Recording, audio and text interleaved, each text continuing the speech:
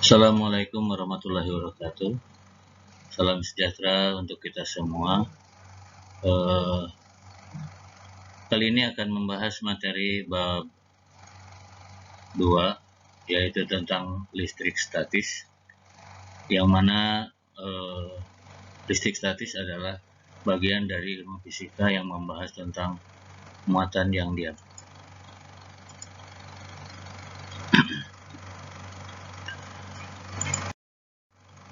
Nah, perlu kalian ketahui di sini untuk kompetensi dasarnya. Pertama, menganalisis muatan listrik, daya listrik, kuat medan listrik, truk, potensial listrik, energi potensial listrik, serta penerapannya pada berbagai kasus. Nah, itu kompetensi dasar pengetahuan. Kompetensi dasar pada keterampilan adalah melakukan percobaan. Untuk saat ini mungkin dalam kondisi seperti ini, percobaan untuk ini kalau bisa dilaksanakan di rumah, silakan dilaksanakan di rumah. Tapi untuk di sekolah untuk saat ini mungkin tidak bisa dulu.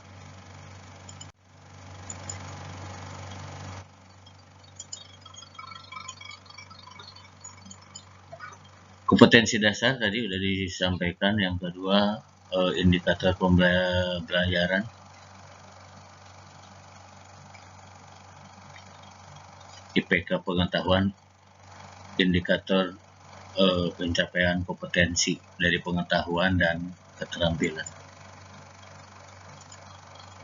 Mendeskripsikan, di sini ada 9 poin.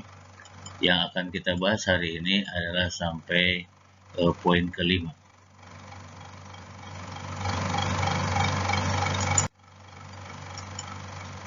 Nah, tujuan pembelajarannya juga sama sampai poin kelima.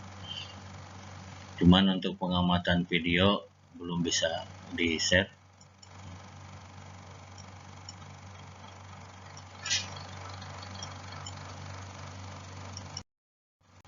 Ini peta konsep listrik statis, hukum Coulomb, dan hukum Gauss. Jadi untuk kapasitornya nanti itu kita pelajari pada bab ini ada 5 poin yang akan kita bahas sampai bagian C dulu. Nah, videonya nanti di-share di luar video ini. Perhatikan berikut ini. Gejala, petir. Yang kedua, potongan kertas bisa tertarik oleh sisir. Nanti kalian laksanakan yang dikirimkan LKS. Suatu benda dikatakan memiliki sifat kelistrikan apabila benda itu memiliki muatan listrik sehingga dapat menarik, contohnya serpihan seperti kertas, gabus, dan benda-benda lain yang ringan. Muatan listrik yang diam disebut dengan muatan listrik statis atau muatan listrik. Untuk mengetahui adanya muatan listrik statis bisa digunakan alat yang disebut elektroskop. Kemudian jenis-jenis muatan listrik menurut Benjamin Franklin ada muatan listrik positif dan ada muatan listrik negatif. Nanti kalian coba ya percobaan LKS yang saya kirimkan. Kemudian apa yang dimaksud dengan muatan listrik positif adalah muatan listrik yang sejenis dengan muatan batang kaca. Batang kaca yang sudah digosok dengan kain sutra. Nah, kaca tersebut disebut bermuatan listrik positif. Yang negatif adalah muatan listrik yang sejenis dengan muatan batang plastik yang digosok rambu. Jadi kalian mungkin waktu SD, SMP pernah menggosok-gosokkan mistar kepada rambut. Partikel pembawa muatan listrik.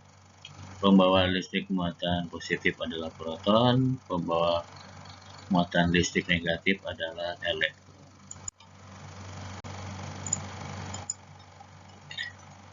Pengertian benda bermuatan dan benda netral. Benda bermuatan positif adalah benda yang atom-atomnya bermuatan positif. Jadi suatu atom bermuatan positif jika jumlah protonnya lebih besar dari jumlah elektron. Di dalam satu atom bisa dikatakan berion positif kalau elektronnya ada yang terlepas keluar. Jadi kebanyakan proton maka dikatakan ion positif atau benda bermuatan positif. Kemudian benda bermuatan negatif, suatu benda bermuatan negatif jika benda itu tersusun dari atom-atom bermuatan negatif. Suatu atom bermuatan positif, ini negatif, jika jumlah proton lebih kecil daripada jumlah elektron. Ion negatif itu biasanya ada di golongan 7, jadi ada elektron masuk untuk menjadi stabil, jadi kelebihan elektron. Dikatakan benda bermuatan negatif. Kalau yang netral adalah jumlah proton dan jumlah elektronnya di dalam atom sama.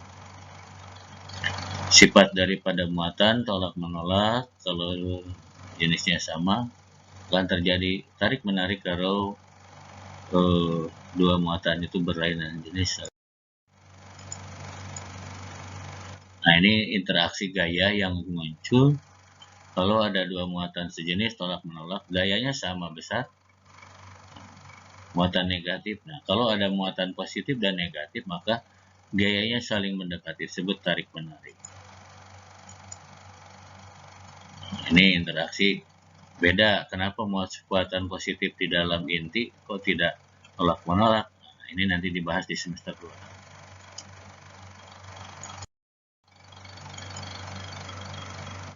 Gaya Coulomb. Menurut Charles Augustin de Coulomb, bahwa gaya elektrostatik antara dua muatan listrik berbanding lurus dengan besar masing-masing muatan dan berbanding terbalik dengan kuadrat jarak antara kedua muatan.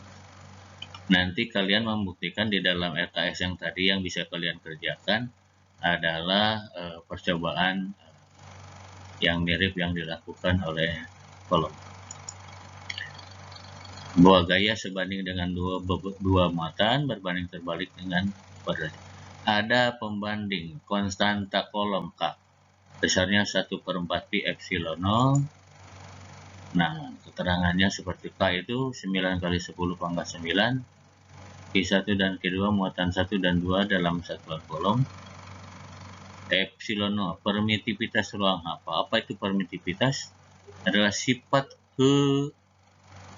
kelistrikan dari ruang hampa.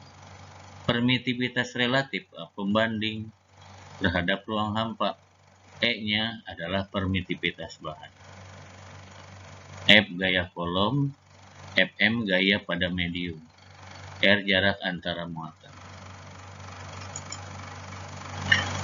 Untuk medium bukan udara, maka gayanya adalah 1/4 pi E, bukan epsilon.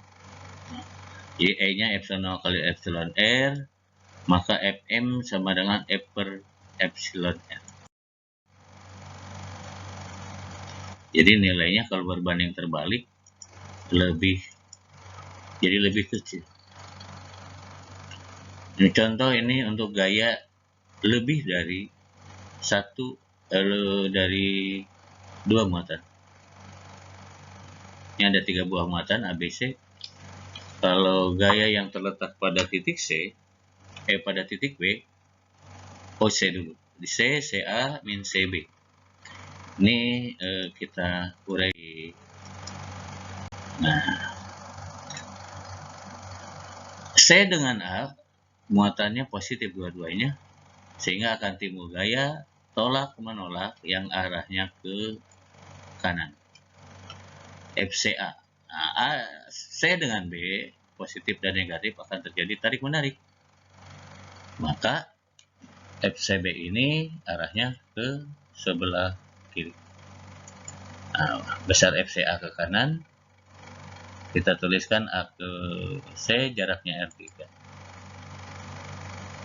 QB terhadap QC R2, arahnya ke kiri, maka resultan gaya di titik C adalah FCA dikurangi FCB.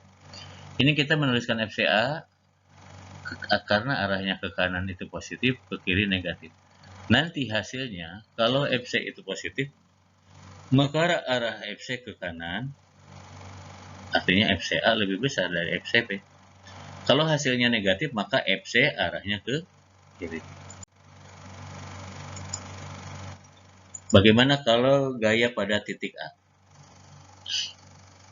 A terhadap C. Besarnya sama dengan FCA. Arahnya ke kiri. FAB. Arahnya ke kanan karena B muatan negatif sehingga terjadi tarik menarik. Resultan di titik A adalah FAB dikurangi FAC. Di titik B, B tarik menarik terhadap A, B tarik menarik terhadap C. Maka arah gayanya FBC dikurangi FBA. Gaya kolom pada muatan yang tidak segaris, gaya-gayanya misalkan seperti ini. Ada 3 titik muatan, sehingga gayanya membentuk sudut. Pakai aturan kosinus. Alfa adalah sudut yang dibentuk antara kedua gaya, bukan kedua muatan, tapi kedua gaya. Contoh, berapa F di C? Nah, C dengan A itu dua-duanya positif, terjadi tolak menolak, maka FCA menjauhi. FCB mendekati. Sudut antara FCA dengan FCB theta. Sudut yang dibentuk dengan RAC dan RCB alfa, maka theta nanti diuraikan adalah 180 min alfa.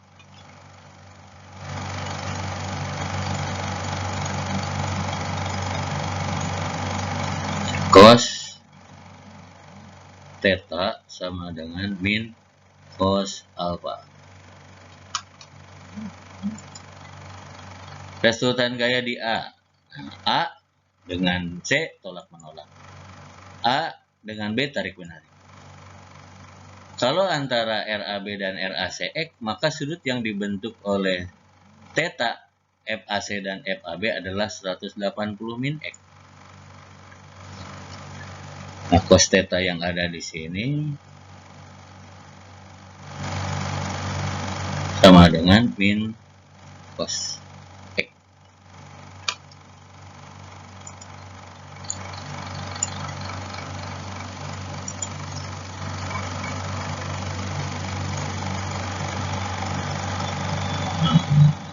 Cos X. FAC sama dengan FCA, FAB sama dengan FBA, FBC sama dengan FCB. Jadi kalau mau menghitung itu harus ya salah satu aja, tidak harus dua-duanya. Nah, kalau BA dengan BC itu sudutnya kita pisahkan V. Nah, maka sudut yang dibentuknya cos V. Kalau cos theta yang ada di A ini adalah min cos X. Kalau theta yang ada di C, cos theta-nya ada min cos alpha. Nah, cara menentukan letak titik 0, ya maksud titik 0 adalah titik yang resultan gaya listriknya sama dengan 0 atau resultan medan listriknya sama dengan 0 di titik tersebut. Kalau ada muatannya tidak sejenis, maka titik 0-nya ada di sebelah kiri Q1 kalau Q1 lebih kecil daripada Q2. Jangan melihat masalah tanda ya. Jadi kalau ada minus itu minusnya tidak disebutkan. Jadi yang disebut min 15 dengan positif 4 itu yang kecil adalah 4-nya. Min itu hanya jenis muatan. Ya. Ada di sebelah kanan Q2 kalau Q2 lebih kecil dari Q1. Kemudian muatan sejenis letak titik 0 ada di antara kedua muatan. Kalau Q1 lebih besar dari Q2 maka titik 0 dekat ke Q2. Maka persamaan bisa dituliskan R1 per R2 sama dengan akar Q1 per Q2. Contoh soal. 3 buah partikel. Nah, diketahui seperti ini. Pertanyaannya F2 artinya di 8 mikro. di mana plus 8 diletakkan agar gaya kolom pada partikel tersebut bernilai 0. Ini 12 dan 6 masing-masing negatif. Artinya sejenis, maka titik nolnya ada di antara. Nanti kita tuh. F2 itu positif. Nah, positif dengan negatif tarik menarik, maka F21 arahnya ke sebelah kiri, F23 arahnya ke sebelah kanan. Dihitung F21 nya, F23 nya jangan lupa dirubah ke kolom. Nah, maka F23 nya, F2 nya adalah F23 min F21. Nah, cara menentukan letak titik 0, karena F2 nya 0, maka F23 sama dengan F21. Kita misalkan muatan Q2 nya, muatan 8 mikro ini berjarak X dari Q1. Karena kedua muatan Q1 dan Q3 itu masing-masing 02, 02 jadi 0,4 meter, maka R2 terhadap Q2 terhadap Q3 adalah 0,4 meter. Nah, kita coret K-nya dan Q3-nya, Q2-nya. Maka R1 per R2. Nah, R1 itu menunjukkan R12, R23-nya adalah R2.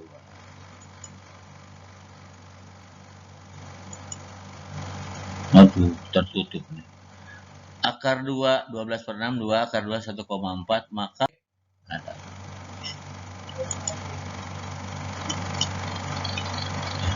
Jadi nanti posisinya di kanan Q1 dan di kiri Q3. Nah, cara menentukan seperti ini. Ini menghitung gaya di titik ABC. Nah, kalian nanti bisa mengerjakan sisanya setelah saya mencoba mengerjakan yang salah satu. FCA, FCB seperti tadi ya. Posisinya maka sudut yang dibentuknya theta. Kalau tetanya nanti harus diketahui dulu di sini berapa alfa. FBC, FBA membentuk sudutnya seperti itu.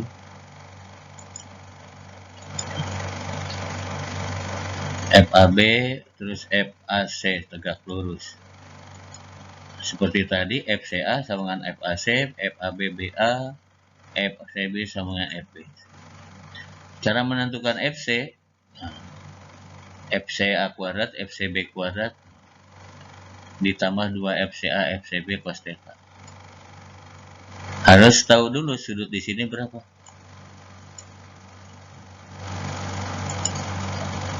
FB alfa. Kalau di sini alfa, maka yang ini adalah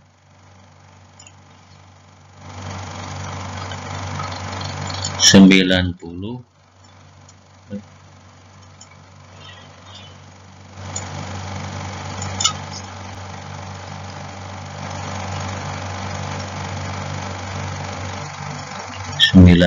min alfa. Maka tetanya adalah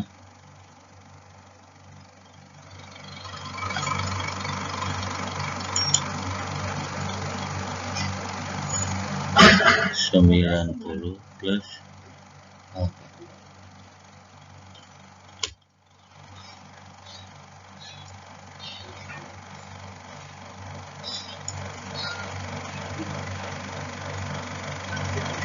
Harus tahu dulu cos alfa berapa.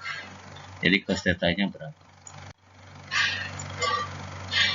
Diketahui yang tadi kalau RAB-nya 3, RAC-nya 4, tegak lurus di A, QA sama dengan 5 mikro, QB, maka kita hitung berubah jarak sentimeter mikro ke FAB, hasil hitungannya 300 Newton, FAC 225, maka FA, kita ngambil FA di letaknya tegak siku-siku, maka menggunakan Pythagoras.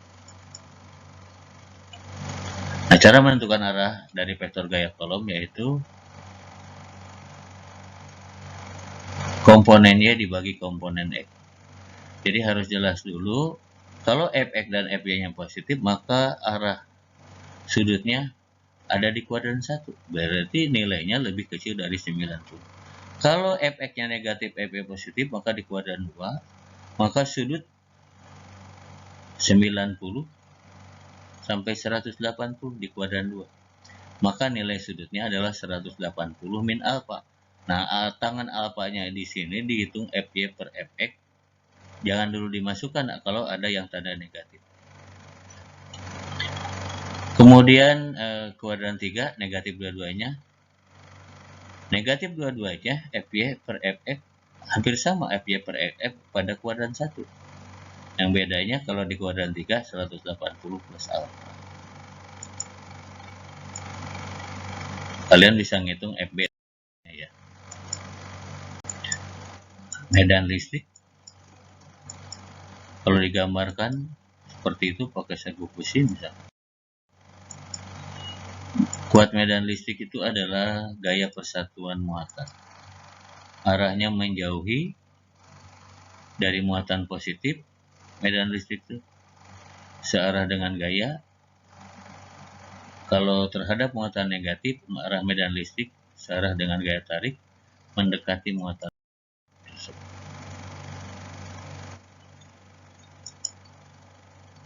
Nah, itu dirumuskan kaki per R kuadrat. K-nya konstanta kolom 9 kali 10 pangkat 9. Ini menggambarkan medan listrik. Ya. Digambarkan radial masuk kalau negatif, keluar untuk positif.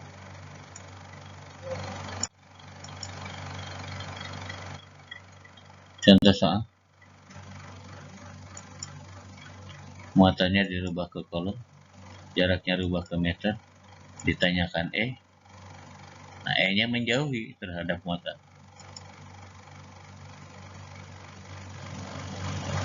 5 kali 10 pangkat Newton per kolom.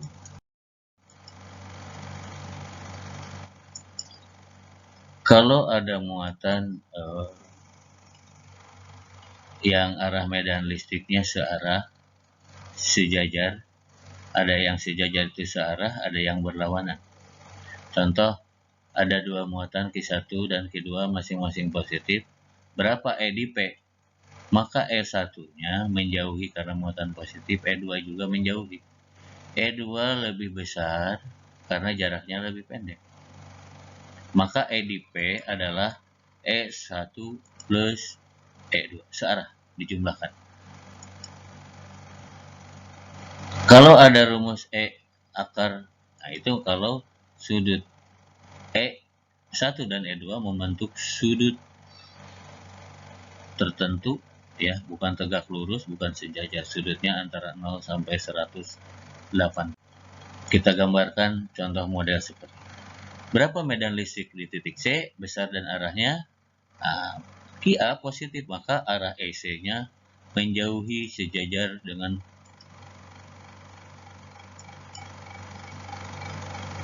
berimpit dengan jarak, arah menjauhi. Untuk B, karena B muatan negatif, maka ECB-nya mendekati. Kalian boleh menyimbolkan EA atau EB ya. Karena jaraknya sama, muatannya sama, maka ECA itu sama dengan ECB 2 kali 10 pangkat 5 Newton per volt.